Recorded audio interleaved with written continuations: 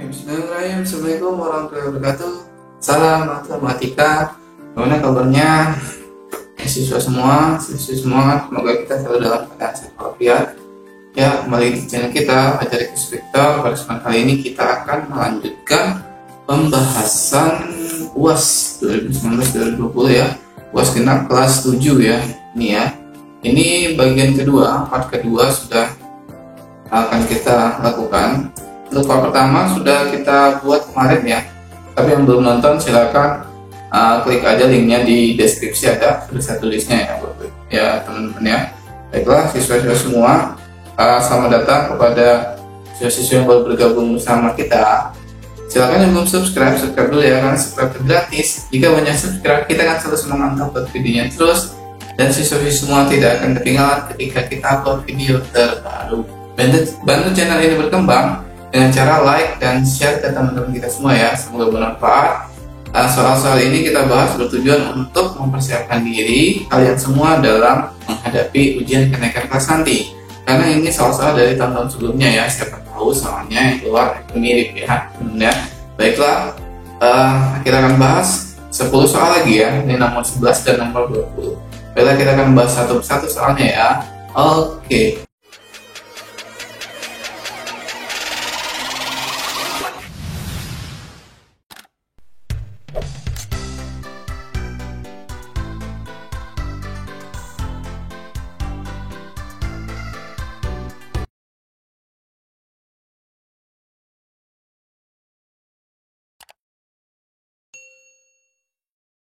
Baik, untuk soal yang pertama, saya bacakan dulu soalnya. Ibu membeli 1 karung beras di pasar sebesar 40 kg dengan tara 2%. Tentukan berat bersih neto beras yang dibeli ibu. Oke, tara itu adalah berat bungkusnya ya, berat bungkusnya. Berarti di sini kan beratnya itu 40 kilo ya keseluruhan. Berarti berat bungkusnya atau taranya kita kalikan saja tara. Berarti di sini kan sama dengan 2% itu kan 2/100 ya. 2/100 dikali 40 ya. Berarti di sini nolnya coret. Maka di sini hasilnya adalah 8/10. Maka di sini 0,8 kg ya. Kemudian yang ditanya itu adalah neto ya. Neto sendiri adalah berat bersih atau berat isinya saja. Itu bisa kita cari dari bruto atau berat kotornya. Brutonya berat keseluruhan dikurang si taranya tadi ya, berat bungkusnya. Baiklah, untuk bruto sendiri ini brutonya 40 kilo ya. 40 kilo kita kurangi dengan taranya sendiri adalah 0,8 ya. 40 dikurang 0,8, 40 dikurang 0,8 itu adalah 39,2 kg. Jadi jawabannya adalah 39,2 kg ya. Selesai semua ya. Baiklah, kita lanjut ke nomor berikutnya. Seorang pedagang membeli 2 karung beras, masing-masing beratnya 1 kintal dengan tara 2,5%. Harga pembelian setiap karung beras itu 820.000. Beras itu dijual dengan harga 9.400 per kilogram. Maka besar keuntungannya adalah, di sini kan 1 kintal itu 100 kilo ya. Dia beli 2 karung beras, berarti dia ada 200 kintal dengan tara 2,5%. Berarti taranya itu adalah 2,5% dari 100 itu ya. Maka 2,5/100 dikali 100 kilo, itu 100-nya hilang, maka ini 2,5 ini untuk 1 karung. Untuk 1 karung 2,5 kilo. Berarti dia kan minta belinya 2 karung. Maka kita kalikan dengan 2. Maka di sini hasilnya adalah 5 kilo. 5 kilo ini berat taranya ya, atau bungkusnya aja. Sedangkan di sini dia harga pembelian setiap karungnya 820.000.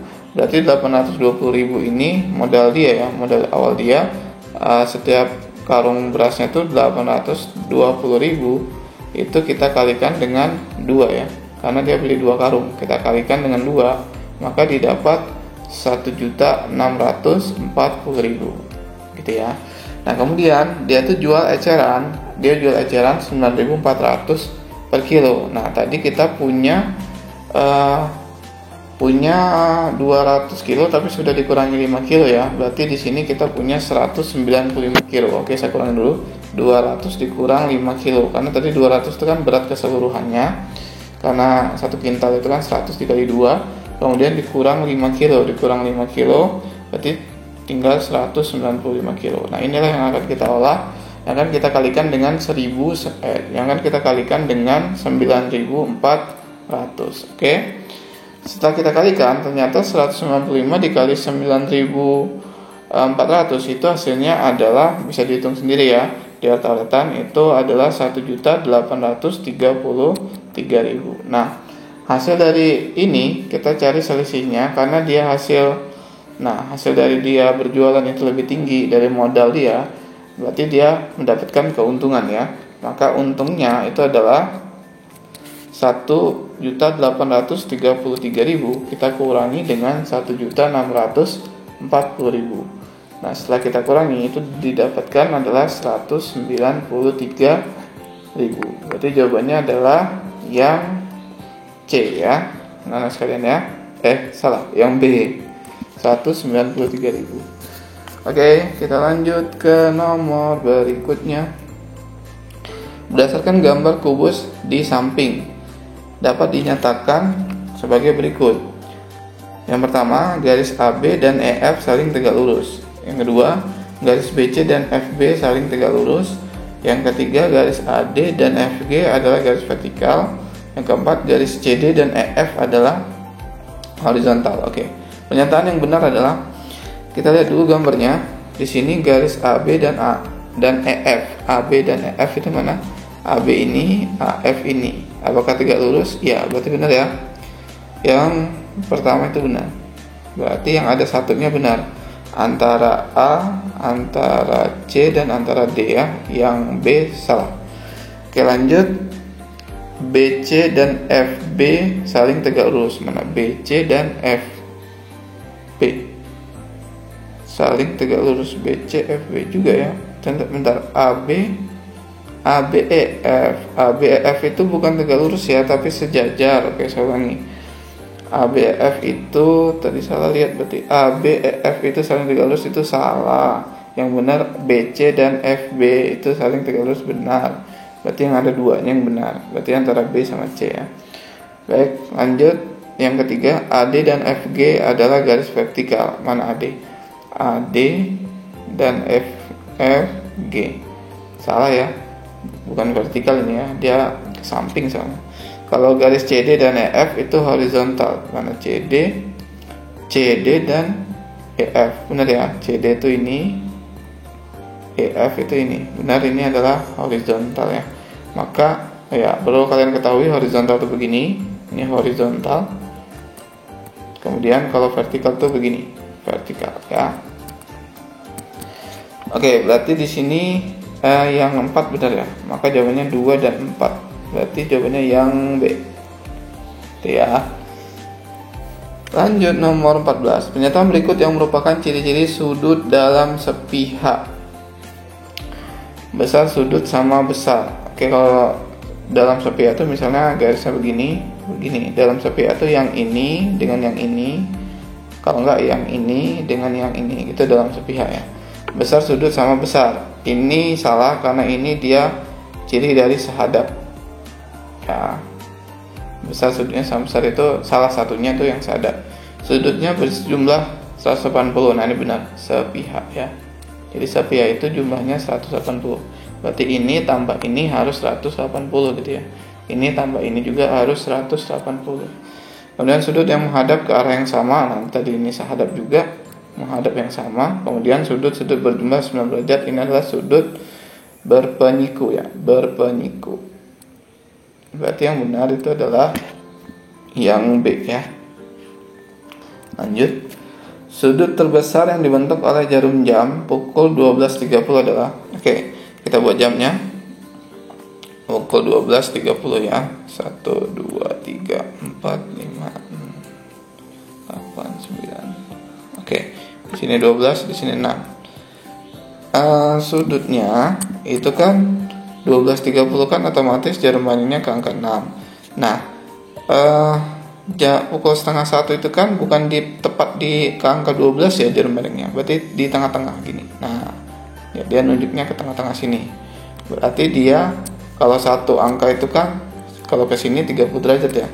Kalau dia di tengah-tengah berarti 15 aja ya, 15.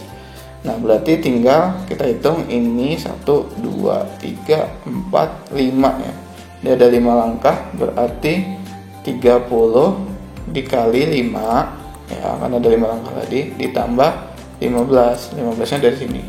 Berarti ini jawabannya adalah 150 tambah 15, maka ini hasilnya adalah 165 derajat. Jadi jawabannya adalah yang C ya. Seperti itu ya teman-teman sekalian ya. Baiklah, kita lanjut ke nomor 16. Besar sudut BCA pada gambar di samping. BCA itu yang mana ini ya. BCA perlu kalian ketahui sudut segitiga itu kan jumlahnya 180 derajat ya. Nah, sedangkan ini yang diketahui hanya ini dan ini. Berarti yang kita cari dulu adalah sudut B ini, A, B, C. Sudut yang ini nih, yang saya lingkarin ini. Caranya gimana? Saya tulis ya, sudut A, B, C itu ini adalah berpelurus dengan ini, saling berpelurus. Kalau saling berpelurus berarti carinya adalah 180. Karena berpelurus maka pakai 180 dikurang 112. Itu sama dengan berapa? 68 ya. 68. Maka di sini 68 ya anak sekalian. Oke, 68. Nah, berarti kita cari BCA, mencari BCA-nya, sudut BCA. Berarti kan ini tambah ini itu hasilnya harus 180 derajat ya. Maka untuk nyari BCA itu adalah 180 dikurang jumlah dari 68 ini dalam kurungnya ditambah 42. Maka di sini 180 dikurang 68 tambah 42 itu berapa? 0 nih, 1 11 berarti 110. Maka di sini hasilnya adalah 180 dikurang 110 adalah 70 derajat. Maka hasilnya di sini 70 derajat. Jawabannya adalah yang A ya. Oke, kita lanjut ke nomor berikutnya. Perhatikan gambar di samping. Besar pelurus RQS. Oke, di sini yang ditanya bukan sudut RQS, tapi pelurusnya. Hati-hati ya, di sini terkadang kita salah. Kalau yang ditanya sudut RQS, maka sudut RQS-nya yang kita cari. Tapi kalau pelurusnya berarti bukan RQS, tapi pelurusnya. Yang membuat dia berpelurus itu sudut yang mana gitu ya. Nah, caranya kita akan menjumlahkan ini semua, itu hasilnya 180 untuk mencari X-nya dulu. Caranya kita tulis di sini 5X ditambah 4X tambah 9, itu hasilnya adalah 180 karena ini sudut lurus ya. Kita tambah lagi 5X tambah 4X itu 9X, 9-nya pindah berarti 180 dikurang 9. Maka 9X sama dengan 170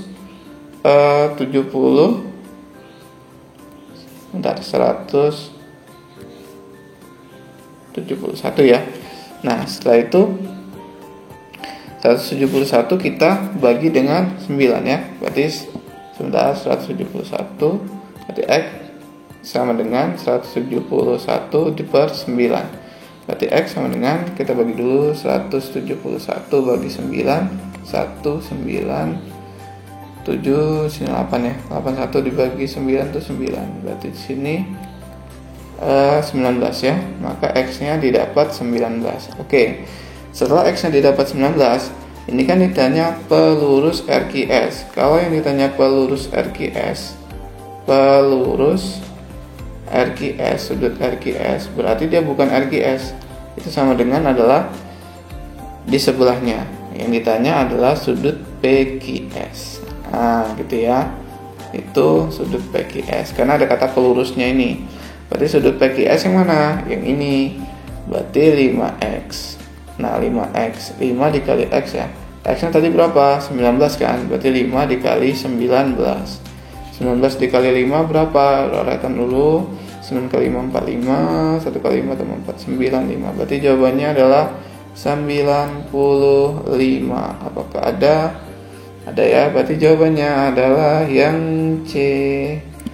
Oke, kita lanjut ke nomor 8. Perhatikan gambar di samping, nilai Y. Hanya nilai Y yang ditanya ya. Berarti gini. Ini kan 3Y. Berarti sama dengan ini karena dia sehadap. Lihat sudutnya menghadap ke sana, menghadap ke sana. Sama kan ya? Karena sama, maka di sini kita bisa buat 3Y juga. Nah, gitu ya. Berarti ini adalah berpelurus. Berarti 3Y ditambah 102. Kalau berpelurus berarti 180. Kalau berpenyiku 90. Kita cari Y-nya kan yang ditanya. Berarti 3Y itu sama dengan 180 dikurang 102. Maka 3Y itu sama dengan 78 ya. Maka di sini kita bisa cari Y sama dengan 78 dibagi 3. Maka Y sama dengan 78 bagi 3 berapa cuy? Dibagi 3, 7 dibagi 3 2 dikali 3 6, 18 bagi 3 6. Berarti 6 kali 3 18. Maka Y-nya adalah 26. Apakah ada 26? Oke, ada ya. Yang benar itu adalah, kita lihat sama dulu, yang C. Oke, seperti itu ya anak sekalian ya caranya. Baik, kita lanjut ke nomor 9. Jika perbandingan besar suatu sudut dengan sudut pelurusnya 4:5, maka besar sudut tersebut adalah, ini yang ditanya adalah besar sudut. Jika perbandingan besar suatu sudut dengan sudut pelurusnya. Yang ditanya bukan sudut pelurusnya ya, tapi sudut tersebut. Maka ini cara cepatnya adalah 4 per, gitu kan ya, 4 tambah 5 dikali, 4-nya itu dari sini ya, 5-nya dari situ, dikali dengan pelurus berarti 180 kan ya. Ini berarti 4 per 9 dikali 180. 180 dibagi 9 kan 20. Berarti 20 dikali 4 adalah 80. Maka jawabannya adalah yang B, gitu ya. Oke, kita lanjut ke nomor terakhir. Perhatikan gambar di samping, besar penyiku dari aki C. Hati-hati, ini yang tanya adalah penyiku dari aki C, mirip kayak tadi, pelurus dari ini ya. Kalau yang ditanya penyiku dari aki C, maka bukan sudut aki C-nya yang ditanya ya, tapi penyikunya. Nah, di sini kita cari dulu X-nya. Kalau kita tambahkan ini berarti kan 90 derajat ya. Maka di sini saya tulis 6X ditambah 4. Kemudian ini ditambah lagi 5X ditambah 9. Itu berarti sama dengan 90 derajat. Kemudian 6X tambah 5X sendiri adalah 11X. 9 ditambah 4 itu kan 13 ya. Plus 13 itu sama dengan 90. Oke, berarti ini 11X sama dengan 13-nya pindah jadi dikurang. Berarti 11X sama dengan 77 ya. Nah, 11X berarti X sama dengan 77. Kita bagi dengan 11. Maka X sama dengan 7. Belum selesai karena baru X yang ketemu. Yang ditanya adalah penyiku dari aki C. Aki C itu kan ini, aki C. Maka yang ditanya bukan yang itu, tapi yang untuk dia penyiku adalah BQC. Justru yang ditanya adalah BQC ya. Sudut BQC. Ini yang ditanya. BQC itu berapa? 5X tambah 9. X-nya tadi berapa? X-nya adalah 7. Maka 5 dikali 7 ditambah 9. 5 kali 7 35 tambah 9 adalah 44. Maka jawabannya adalah 44. Apakah ada 44? Ada ya. Berarti jawabannya adalah yang A. Udah selesai 10 soal ya anak-anak semua. Baiklah, sampai di sini dulu. Silakan di like, di share ya. Silakan anak sekalian yang belum subscribe dulu ya, karena subscribe itu gratis. Jika banyak subscribe, kita akan terus semangat upload videonya terus, dan anak-anak sekalian tidak ketinggalan ketika kita upload video terbaru. Bantu channel ini berkembang, silakan share ke teman-temannya. Semoga bermanfaat untuk bekal kalian menghadapi ujian kenaikan kelas nanti ya. Baiklah, Bapak Jah tutup dulu, kurang lebihnya mohon maaf. Bapak Jah akhiri, wabillahi taufiq wal hidayah. Assalamualaikum warahmatullahi wabarakatuh. Salam matematika.